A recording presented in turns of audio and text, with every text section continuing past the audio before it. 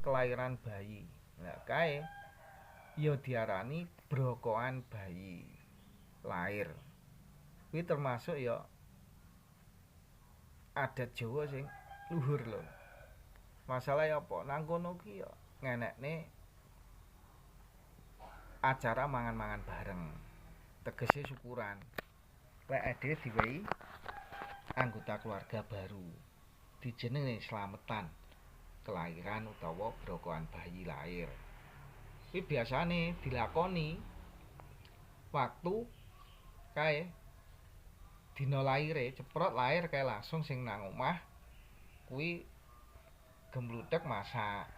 Ya biasane anune rena-rena lek brokokan bayi lur, enek kulupe, enek jajan pasar, enek iwel-iwel, wis pokoke serba anu jenenge among-among kaya among-among ngono kae. Ya tre among-among sing pertama. Brokokan. Among-among.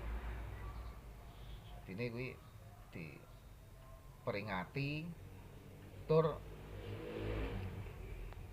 iso dadi saranane nglumpukne tangga teparo lan dulur. Mula nang kono kuwi termasuk adat sing luhur banget lur, perlu dilestarekne.